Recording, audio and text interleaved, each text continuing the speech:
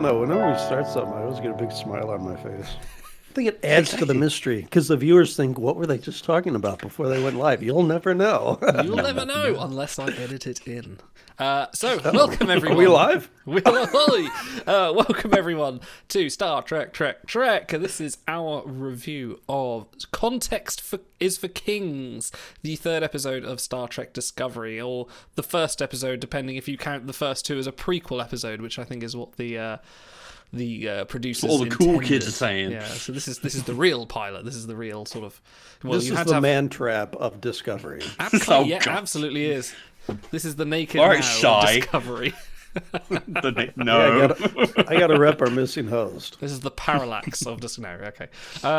So this is third episode. We're into Discovery This is now. the prime factors This is of what fucking parallax is about. warp particles. Shut up. I don't want to hear about warp particles.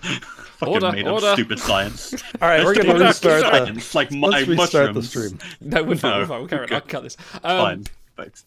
So yes, Got this. We're bickering just like Starfleet officers should. That's right. We are in Discovery mode. you're the Lorca to his Stamets in this episode, aren't you?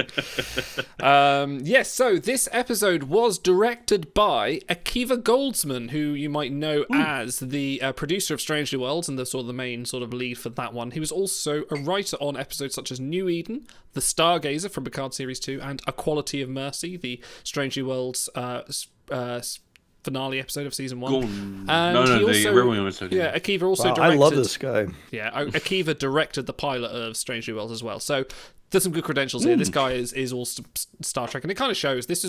I thought this was a good episode. Like there was. It's funny. This was very dialogue heavy. This was a lot of sort of setting things up with a minimal piece of action. And we get introduced to a few new characters in this one, ones that will be mainstays throughout the season at least, and someone we'll know quite well a long time. The first off, shall we talk about Captain Gabriel Lorca? First introduced here, played by the wonderful Jason Isaacs. Well, to piggyback on that point, before we do talk about Leather Daddy Lorca, when you're watching contemporary Trek, it's often hard to sort of figure out which ones are going to feel dated, which ones are going to feel like they're from a certain era. And this is, 4 years old now? 5 years? Yeah, but 5 this years one old, definitely, it definitely has the tang of an early season Trek episode where, part of that is we already know what's going to happen, but like we were talking while we were watching it, they bring up certain concepts that are then dropped. And that really is the time to go for the gusto. Like, everything on your storyboard, throw all the good ones Throw it at the wall, see what happens. If they play well, if the fans like them, then you can pick them up. So it does feel like that one already to me. Like early season, Sorry, go on. Not to take in. I don't think it takes anything away from the show, though. Like every show is going to do that with their early episodes, especially as you hinted to, they sort of intended this to be like the pilot, like sell the networks on a single episode kind of show. So I think like things like when they go to Black Alert and the walls get wet, they kind of drop that one fairly quick because it's like, what's all this water? Sorry about the damp when we jump. Well, yeah, because the last thing you want is for them to be like Black Alert, and then like all the say like you have a fish bowl in the captain's ready room. Suddenly the fish is just floating in midair. Like, what the fuck's happening? That's why Livingston was in his own little self-contained thing. If they go to war with the inertial what in case the Enterprise D ever went to Black Alert? Yeah, sure. Could you imagine? But yes, it's we're the Klingon for it. If you made it rotate, that would work. That's a weird thought. It separates. Just go. That's when Worf's in command. When it separates, like. Anyway, off clear. Jason Isaacs plays Captain Lorca. For those that might go, where do I know him from? Very famously is known as Lucius Malfoy in the Harry Potter series, the infamous Death Eater. And also, if you're an aficionado of these films, if you've ever watched The Death of Stalin, which is an incredible film. Armando Iannucci's he plays satire, Field Marshal which is Zhukov. great. He plays a Russian general with a very northern English accent, and it is brilliant. He is classic in it. I love Field Marshal Zhukov, I believe, is one of the few people who's been awarded the Hero of the Soviet Union twice or 3 times. He's a massive hero. What is that old movie that we watched, Stars? It was while you were at my place. That old German. Where Eagles Dare? Yeah, and it was Yeah. like all the German characters were speaking with British accents. It's like, Oh okay. yeah, yeah. He's also in Event Horizon. He's on all like Jason Isaacs is a massively storied character actor, and he's very committed to the craft. Also, a massive Star Trek nerd, which is how they managed to land him. I feel like that's always the big success story. Is like, how did you manage to get this person? Oh, they love Star Trek. It was the easiest win we could have possibly gotten. Yeah. This is the advantage of a legacy franchise, like running for 60 years. You build up such a fan base that eventually some of those fans will become actors who want to be in Star Trek, and then you can just start picking and choosing who wants to come on. And man. That's how they landed Hayden Christensen for Star Wars. They Oh, said, yeah. there's no way we can get this guy, but he was such a big Star Wars fan growing up that they threw the role at him. Yeah. I think You guys are playing it so yeah, straight. I love this. I was thinking of kind of going like, It's like, we sure about that? it's like I don't want to. Well, as well, Anthony It Rapp. sounds wrong, but I don't know enough about Star Wars to disagree. Well, It's like Anthony he's Rapp talking as about well. the other SW. He's talking about the SW. Stop him. I'm about to. Anthony Rapp as well. He was a major Broadway actor as well. He was hardly an unknown name at the time. Get him involved as well. So fairly big names coming in as well. Sonequa Martin Green was also known fairly well for The Walking Dead. So this is hardly, there are established names. These aren't your unknowns like William Shatner. He was just in the Twilight Zone once. Now who's this guy? Or Patrick Stewart. He was in that Dune film holding a pug and a machine gun in the desert. God knows, fuck. These are people that are known for the time, but. Back on The Reading topic. Rainbow guy. Back on topic. Roots also, but yeah. What did he right? Bearing in mind, we know spoilers season 1, but we know where Lorca ends up. We know his real story and where he ends up. When you first watched this and you saw the kind of captain that Lorca was, because he's very different. What did you think about his command style and his attitude towards bringing Burnham on and talking to his the way he ran the ship? Essentially, it's a very different style to most Starfleet captains that we are familiar with. Well, I kind of cut this short. I started to bring it up when we were watching this episode, and I'm like, well, I'm talking over 5 minutes of dialogue, so let's talk about it later. But it's the whole prequel versus sequel thing. They love their prequels. They like existing characters, existing stories, because that brings people back to the cinema. Like they know what to expect. The problem is they like to have their cake and eat it too with future technology, instant teleportation, or whatever else they want to do. And one of the really sort of undiscovered aspects, unexplored aspects of prequels is for Star Wars. There we go. Star Trek specifically.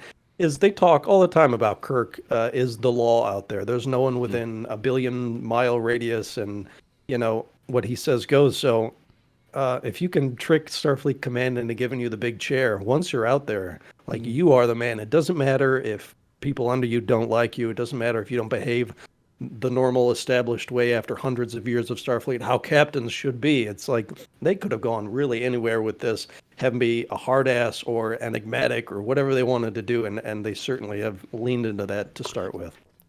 Yeah, it is taking advantage of the setting, and because especially in TNG, like Picard was phoning home like every freaking episode. It felt like it was always some Admiral communique, always turning up at a starbase. Like it's not the Wild West anymore. Whereas here in the TOS era or Discovery season 1 and 2 era, it is the Wild West. Like there is no one here to tell you, especially in a war setting. Like you are not just the local sheriff, you are also the local field commander essentially. And I think that they really picked up on that and let that run because Lorca has just such an air of command to him. And with his command style, it's kind of reminiscent of Jellicoe or some of the other hard asses that you get in classic Trek. But here's the thing, right, is I like Ronnie Cox, right? I love a good RoboCop boardroom meeting. I like all these things, right? But I never found him as charming or as compelling as Lorca. Lorca is just such an instantly magnetic personality. And he even undercuts it, even says, I like the dark. It makes me feel enigmatic. It makes me seem mysterious. And it's like, but he is enigmatic. He is mysterious. You're like, why the fuck have you got these weird star eyes? Why are you so big in the fortune I like cookies? that shot when they staring at the stars in his eyes was just, that was good. Like, in terms of establishing character moments, this is basically a Lorca episode. Like, you know how in classic Trek you would get the Worf episode, you get the Riker episode, you get your Janeway episode, right? This is essentially Lorca's episode, even though it is still essentially the Star Trek Burnham show, right?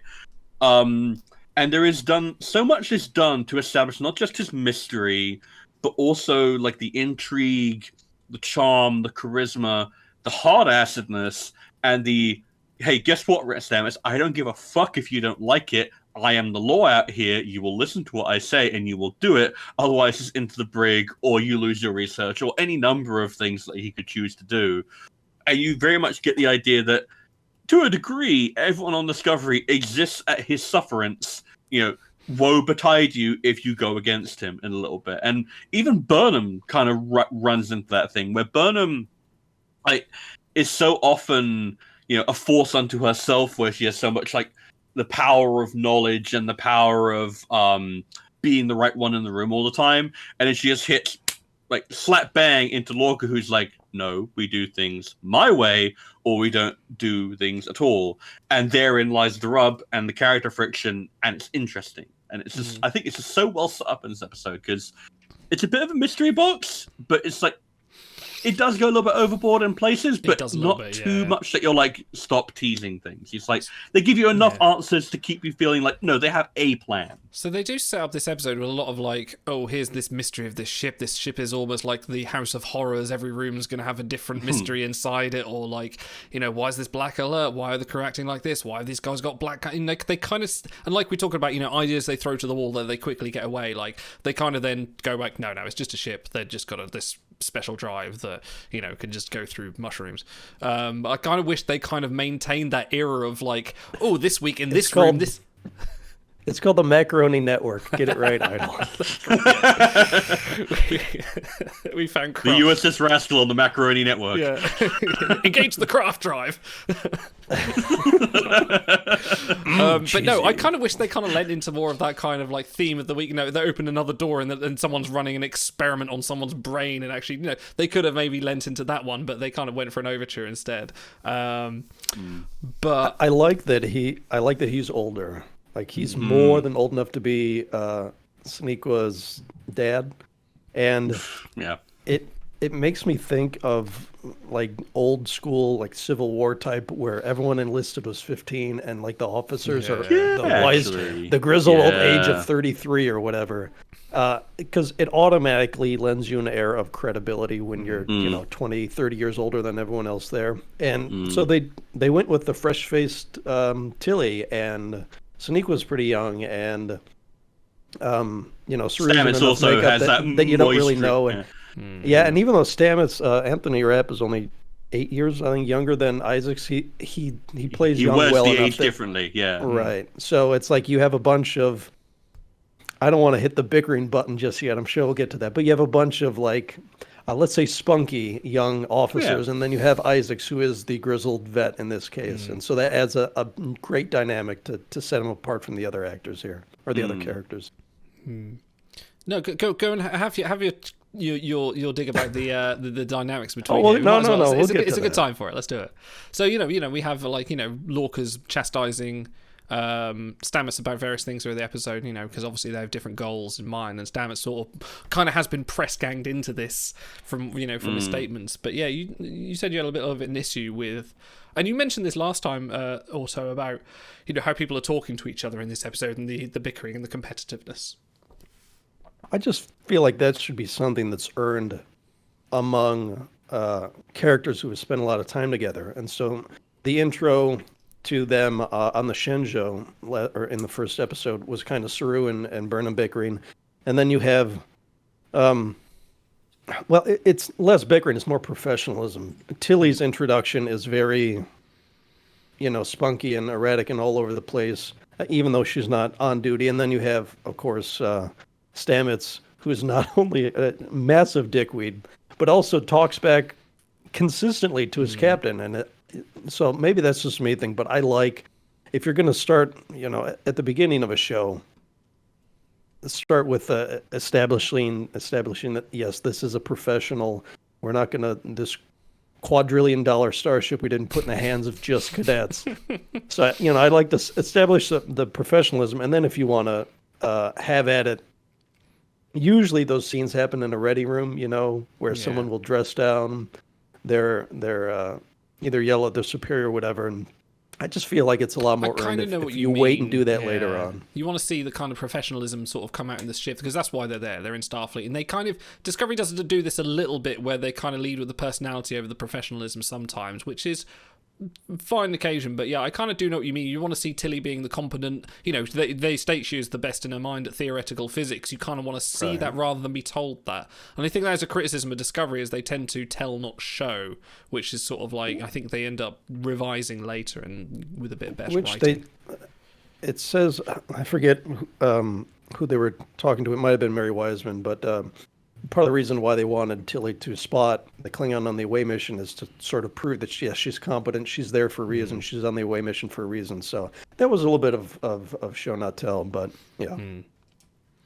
Yeah, it is one of these things where Discovery has a very different setup to your traditional Star Trek show, where it's like, in a traditional Star Trek show, everyone who is there wants to be there, is a trained professional who has done at least a few years service, and has at least a relatively decently balanced personality. You'll have your extremes like Worf, or you'll have your mature people like me, Picard, and they'll balance each other out.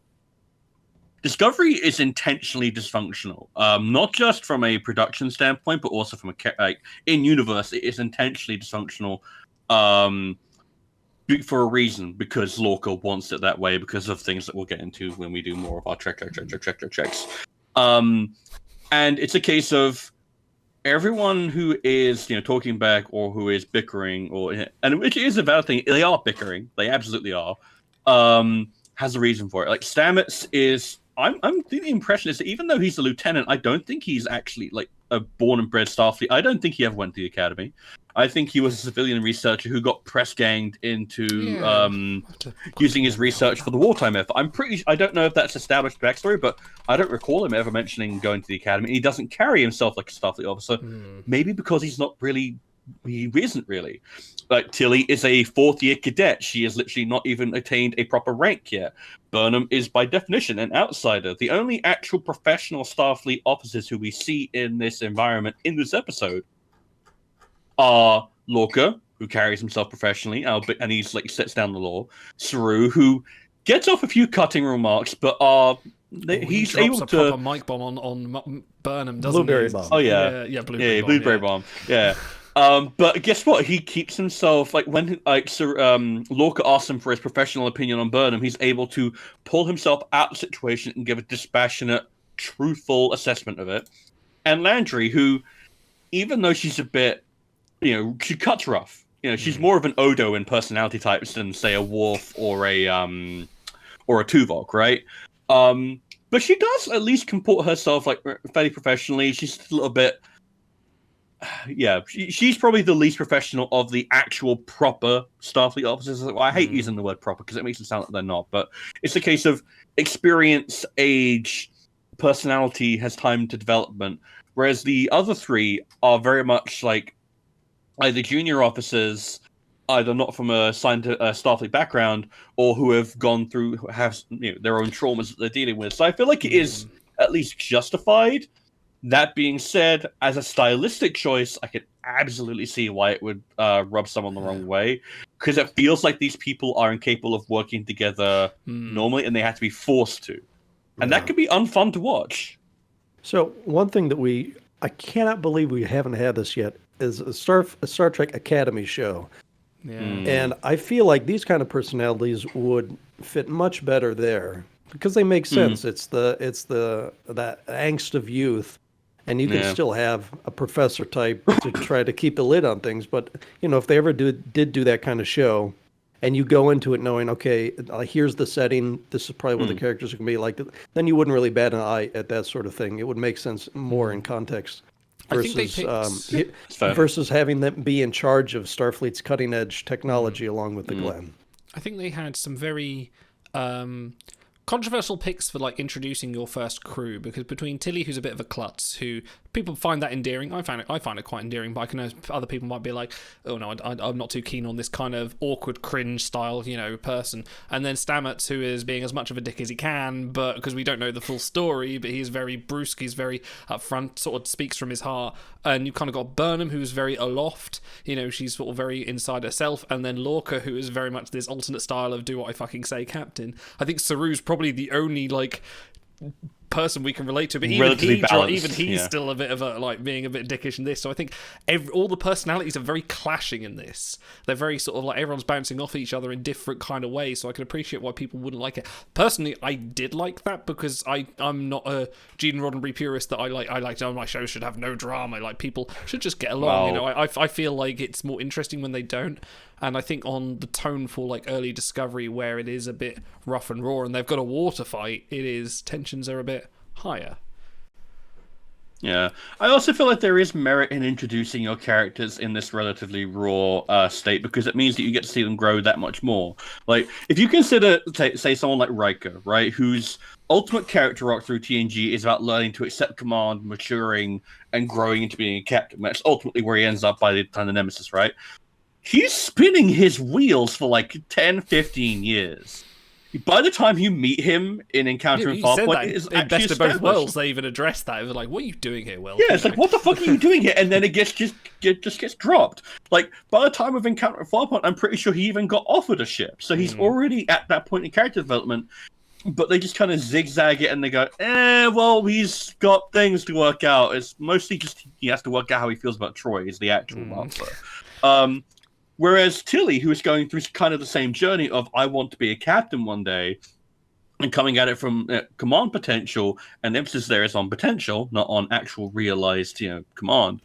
That growth gets so much more room to breathe and be realized when you see her in a state of absolute discommand, where she can't control her impulse to just talk at people, where she's she manages to technically fumble a security. It's a dumb security like lock anyway. Why the fuck would you have a breath print? That makes no locks. sense. What the fuck? Yeah, that's so dumb. Who even? And she technically manages to break a breath lock because she snores or whatever. Dribbles, yeah. And it's like, but then you get to see that growth, and it's like, it's a case of starting. Right, it's basically Chekhov also he was an ensign, but that was his only defining potential. He never really grew. He just kind of skipped that through the movies, right? And while there are some weird jagged edges on Tilly's development, seeing her here is such a marked contrast to where she ends up that I find that really fulfilling from a character standpoint. I can understand why it's really jarring to see her like this at first, but giving it time and letting it breathe means that you actually have a materialized character arc versus someone like Riker who feels like, he's spinning his wheels for 10, 15 years. And it's like, that's fine. I like Riker, I like Jonathan Frakes, but getting to see Mary Wiseman draw different things out of this character as time goes on, I really enjoyed that. Well, essentially, though, that is part of, and this, I swear this is a Discovery show, this actually is part of Riker's character arc, is the stuck in the mud, and then we get that great episode, Second Chances, where it's like, what if my life had gone a different way? And so they do hit on that a few times. Like you said, Idle, the sort of cringe character isn't for me, but you make a great point, Stars, about her development, and at least this is her in her own quarters behaving this way. It's not like it'd be different if she was on the bridge. Yeah, it's not like doing it in front of the captain or at an official function or something like that. This is that's the best time, in fact, to kind of let out your insecurities and show the audience what kind of person she is on the inside, not just always a veneer of professionalism. While we're talking about all this character building, let's do Hero of the Episode, because I like this little segment we do each week. And I'm going to let you guys go first, because I'm going to bet that you're not picking who I'm picking. And if you do, I'm going to get real mad. Ooh. Idle, you go first. I'm going to go I'll softball it for you. I'm going to go for the community pick. It's got to be Lorca. Lorca's my hero of the episode. He is absolutely in command of every situation. He leads Michael. I mean, we know the real reason he does it, but he gives Michael enough information to make her find her way to the truth without kind of breaking any. Well, aside from the fact she broke into the mycelial room, but it will ignore that. He's like he let her find her way around and sort of then confront her with the truth. It's when you first watch it, like, wow, that's a really kind of refreshing attitude to take for a commander to, instill trust in this person. But then when you realise, oh no, wait, he's just got a creepy fetish on her because he's the Mirror Universe counterpart. No, that starts a bit more creepy and it kind of lessens it somewhat. But yeah, I think Lorca's I love the way he addressed. I love the way he explained things, and I like the way he confronted the situation to declare that we're at war. We need to get these things done, and this is what I'm going to do to get back to the Mirror Universe. I mean, win the war. So to carry up on your point, one thing I appreciate about the concept of Discovery is that they even one of the prisoners remarks upon it when they brought aboard. Lots of silver shirts, lots of people who are specifically science personnel, which makes this. It's more akin to Voyager, although Voyager had a really weird lack of science personnel. Actually, it was basically Janeway and then 1 or 2 people and then 7, right? There wasn't it was a science vessel, but not really. Here in Discovery, it's way more part of the. In fact, the Doctor often became the de facto science guy. Yeah, actually. Which Naomi Wildman, get out of it. Yeah, no, that she doesn't exist. She's only in there for 1 episode.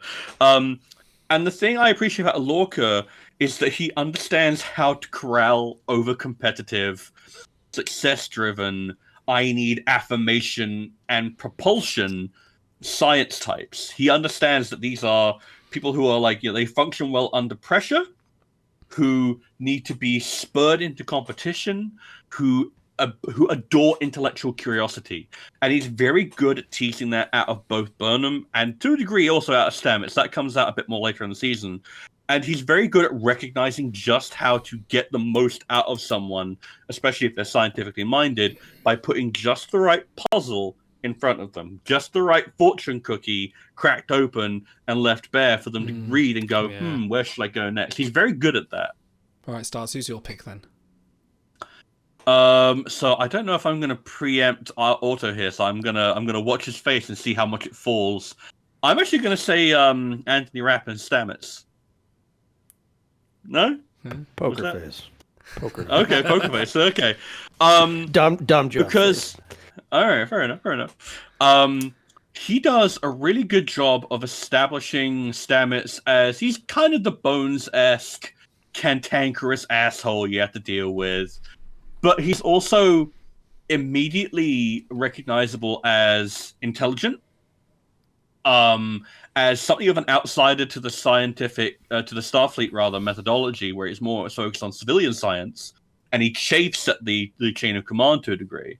And then he has one of arguably it's kind of the second best speech of the episode. Like, Context is for Kings is absolutely the hero, the best. It's so good. I can quote most of it from heart.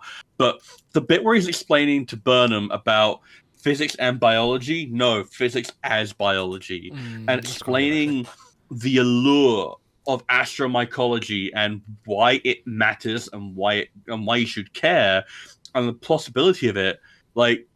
Yes, it's all made-up science. There is a degree to which it is based on real life, on the actual Paul Stamets, which is always one of the fun things to learn about, in trivia.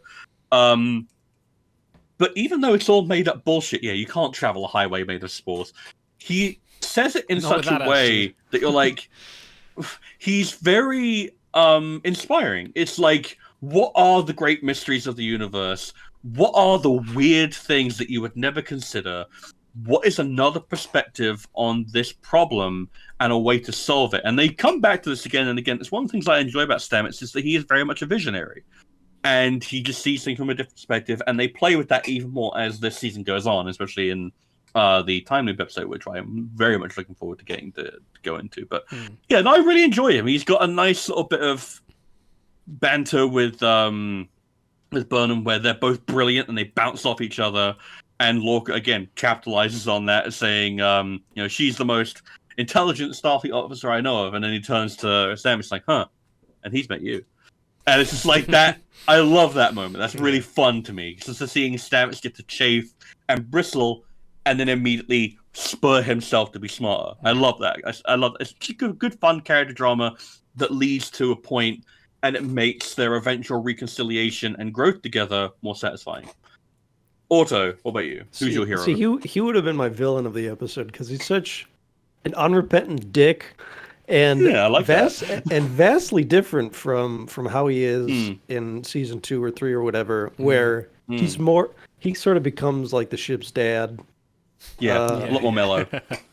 Way more mellow, and he gets more excited about science than he does making other people feel like idiots. You know, like, hey, let's all learn about science instead of you don't know enough about science. So, but you know, in this context, hero of the episode might just mean who brought the most discussion content, which is totally fair.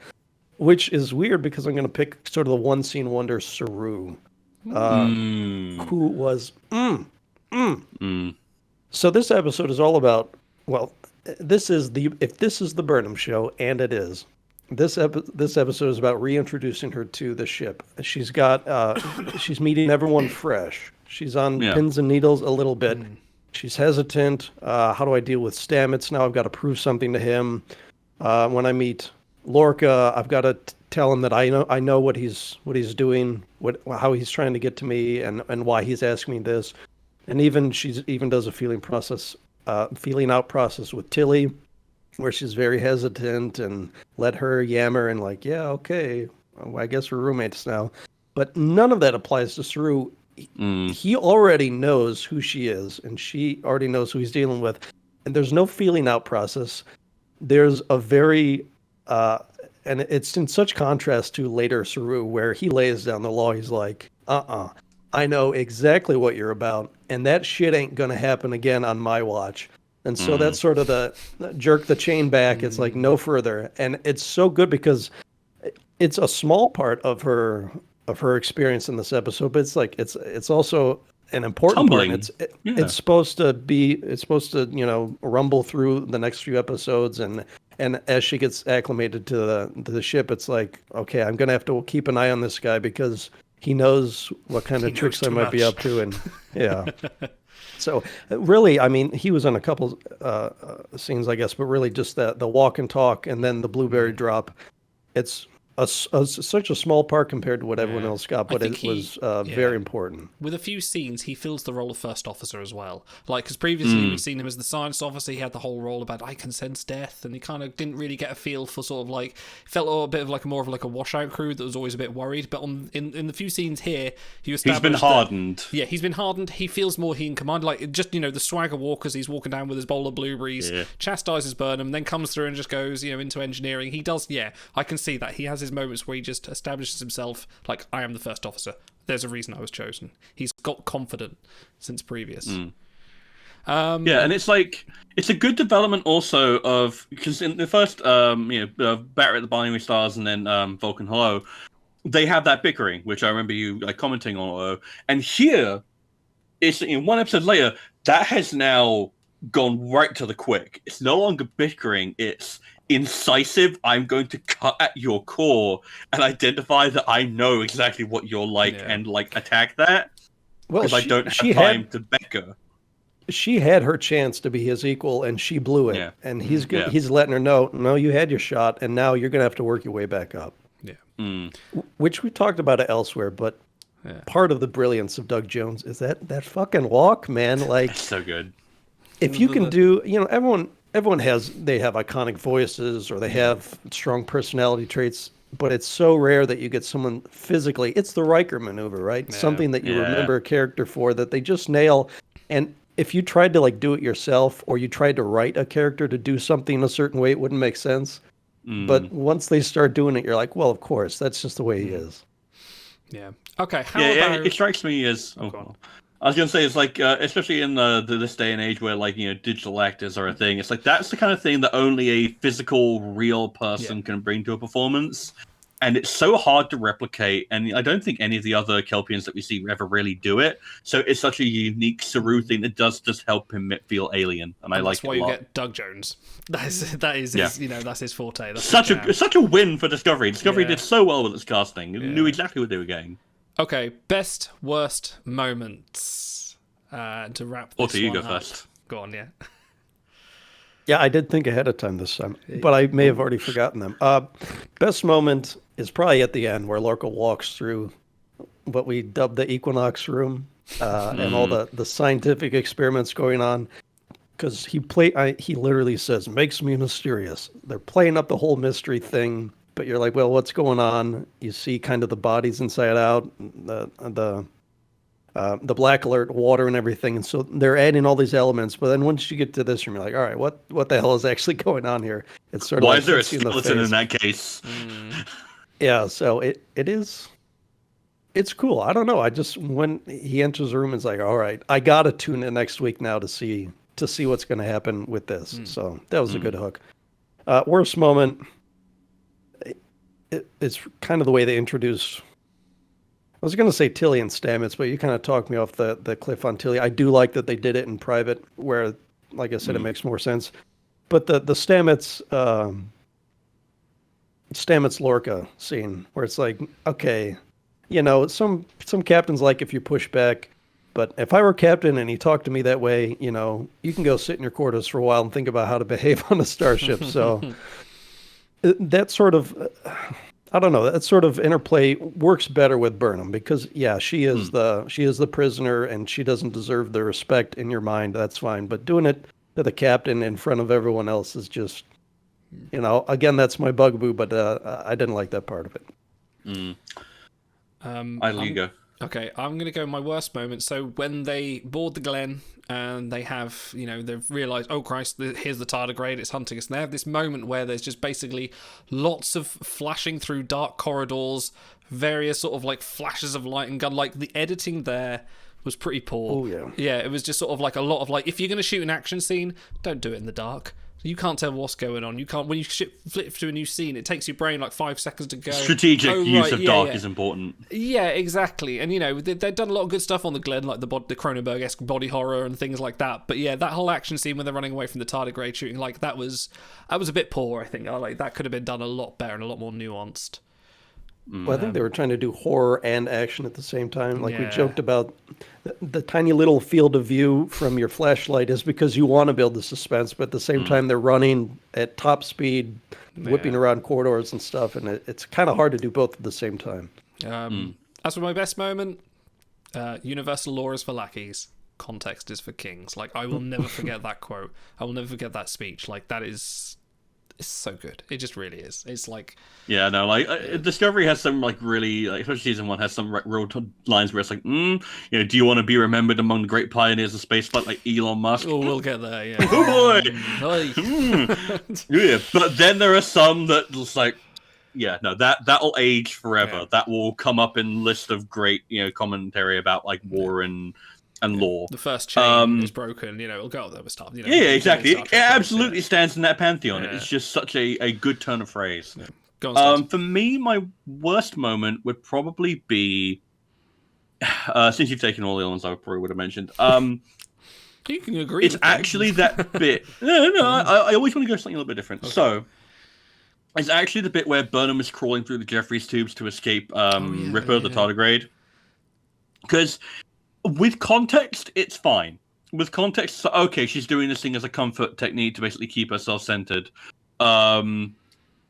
But without context, it's like, what the fuck? It's like you have to know Alice in Wonderland to understand what she's saying. You have to hear the name Alice over a lot of clattering of metal and a lot of screeching and then also, we've talked about Sonequa Martin Green's like whisper acting. It's a thing, but I feel like she could have maybe enunciated a little bit more, so it kind of came across a bit more that she was actually on the verge of panic. She still has too much of that Vulcan facade when I feel like she should have been a bit more obviously frightened. It was just such a weird scene. She goes in, she's like running away, panic for her life, and all of a sudden she's now reciting Alice in Wonderland. She's crawling. It was very jarring to throw out. Like, it could have done. And it's also something she never really does again. No, but she could have done like with a flashback scene earlier in the episode where like Amanda and her were reading Alice in Wonderland. You could have a little bit of centering rather than just kind of throwing it out there, and at the end of the episode you go, "Oh, you have a book? It's on Alice in Wonderland," Yeah. I feel like if you're going to do the classics, you ought to do it, I don't know, I'm such a stuffy old man, but I feel like if you do the classics, do it respectfully. Patrick Stewart and John Delancey in a room,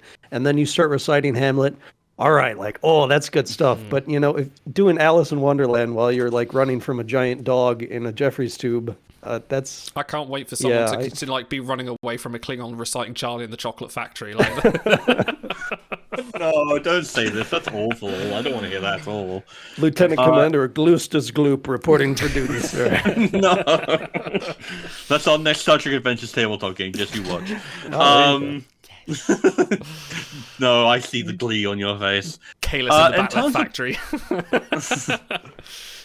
In terms of best moment, it probably would have been Contest of the Kings, but again, I'd bring a different thing to it. I actually really do enjoy the moment between Burnham and Tilly at the end of the episode, where she's like, "Oh, you have a book? It's like Alice in Wonderland," and Tilly Is that a book? taking the first step in realizing her potential, because part of the journey to command is not just the ability to command others; it's also the ability to command yourself, and the ability to command yourself not to care what others think about you.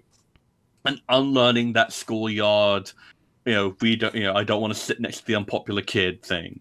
You have to learn to reach out and learn what you can from who you can, and then apply it to your life so that you can become better. That is ultimately the goal of command personnel, is to always be at their best, to always considering every aspect of a situation impartially and doing what is best for them and for the people who are under their command. And seeing Tilly reach inside herself and go, okay, this is a person who has done, I've been told by everyone around me, has done something awful, but she obviously is smart, she's obviously intelligent, there was obviously something about her that allowed her to rise to the rank that she got to, and also I need a friend in this kind of unfriendly, incredibly competition-based environment. I need someone who I can talk to, who, won't judge me, who can give me advice on the right way to go. And I appreciate that, my Michael's a little bit, because she's still working out that distance, but she doesn't shut her down. And I really do enjoy that friendship that grows out of arguably this specific moment where Tilly allows herself to be vulnerable and says, I want to be captain, don't laugh, that kind of vibe. Can you help me? And Burnham says, all right, we'll do it. And I enjoy that. I enjoy that moment a lot. Okay. In fourth grade, I was standing at my locker room, and I looked to the guy standing next to me. I said, "You want to be my friend?" He said, "Yeah." And then we were friends. I feel like all adult friendships should begin with that. And, why can't we bring that back? Only it was so easy. Let's just do that, from now on, Well, actually, it worked for us, so, I don't know. Kinda, yeah. We kind of should we start stream? Okay, we're friends now, cool. Stars, please give me... I feel like Tilly's definitely the kind who could pull that off, and you'd be like, all right. Yeah, you be my friend. Stars, give us your rating of the week. All right, gentlemen, how many Basidiosec ruptured Starfleet crew members out of 10 would you like to give this episode? How many meat sack Grignacks out of 10? All right, how many rudimentary lathes out of 10? Guy, get off the phone. You've given me grief for my decimal points before, so I will give you an integer, and I kind of hate to say it, but I gotta go because I really enjoyed it. 8 out of 10. Wow. I didn't like the early Burnham stuff. Before she gets into her blue uniform, and there was some other stuff I had quibbles with, but I actually enjoyed it, and I enjoyed talking about it. And this was definitely more of an ensemble setting where Isaac's got a big chunk, Rapp got plenty, and Saru had, an impactful enough scene. So obviously you want to try to bring other folks into the fold, but you can only do so much. And I mean, Landry, who we never even talked about, we could do, 10 more minutes on her. So, most of the tone, most of the pacing was great. Like we said, the corridor scene running from the tardigrade wasn't so much, but we were done, and the trailer came up for next week. I'm like, damn, that was fast. I didn't look at the clock once, so good, strong episode all around. Yeah. I'd probably agree. I'd give it a strong 8 out of 10. Obviously, there's a few bits and pieces that are going to get dropped along the way. There's still a few. We're feeling out where we want to go here. like the editing. Like sometimes there are some complaints about Discovery's cinematography, and for the most part, I'm like, it's just a different style. You have to kind of get used to it. I do think it was legitimately poor in that sequence. They were going for a horror action blend, and it just didn't come across quite right. They need to. Strategic use of shadow is important for horror if you're doing it. I can absolutely see why some of the bickering would turn people off, but I just think that there's a lot of strong personality shown off. It's a unique version of Star Trek while ultimately trying to bring something new into the franchise, and it wants to have an identity of its own. It's not content to just be TNG 3.0. And then there's a lot of springing off points that you can see, and that do go into a lot of other things. There's some really good foreshadowing. There's some really great turns of phrases in the dialogue. Everyone's acting is absolutely on point.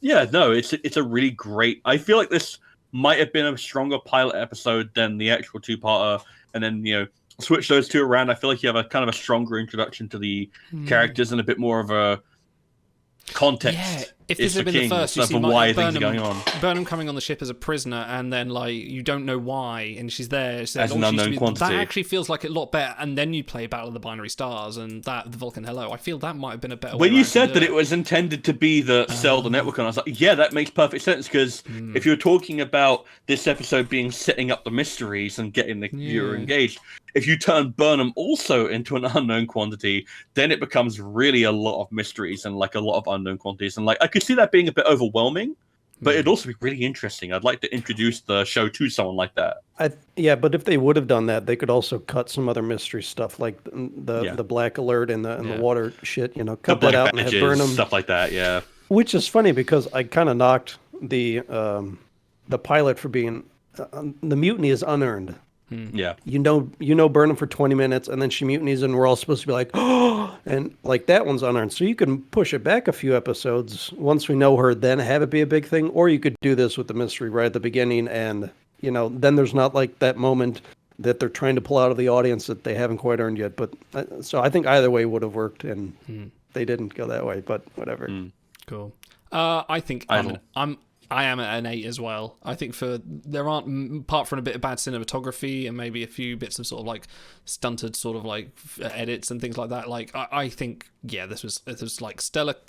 Good way to introduce your core cast, good way to introduce your antagonist, really, because we are being introduced Lorca as a potential ally, but we all know all along he's the antagonist. But it's delivered in a very good way that when you rewatch it, you go, oh, that's clever. So, yeah, I really liked it. So 8 out of 10 Basidio sack ruptured Starfleet crew members out of 10 from us all. Oh, wow. I think it's the first time we've been unanimous for a while. I think so. Which, another word before we go about the hero shot, like, I think we said when we were watching it, it wasn't our favorite, but they still did it, which is cool. And showing off the Discovery, yeah, you start with the Shenzhou and a billion other ships, but then the Discovery stands alone when they're ready to bring it into the audience's consciousness. It being such a unique ship helps it in there, but yeah, it's like some of the color grading, especially could deny it will work, but it is ultimately such a strong design, and they do give it the reverence it deserves. Shout out to Michael Giacchino, because I will never forget the intro to the 2009 movie. The music when that hit, and it peaks at just the right point. That is like in my top 3 maybe Star Trek hero reveals. So. Yeah, it's so good. Well, thank you everyone for watching. That was our review of Context for Kings, 8 out of 10s all round. If you I want to go longer on Discovery. Isn't that weird? I don't like this shit. But maybe we're going to win you around. By the time we're done, you'll be a Discovery apologist like us. Well, stay tuned. We'll be doing more Discovery eventually. If you want to watch our watch along of that episode, please go over to our Twitch channel and subscribe to our Twitch channel, and then head over to the Discord. Link them up, and you'll get access to all our watch along episodes, including the one from this episode. And we had a lot to say. Where you get to watch a lot of moments stare at Jason Isaacs stare. Yeah, as I think talks. Also comments is like, why are you guys not talking when Jason Isaacs is talking? So like, because we want to listen to every word he's saying. It's like dripping charisma. Anyway, thank you very much for watching, everyone. We will see you soon. Ta-ra.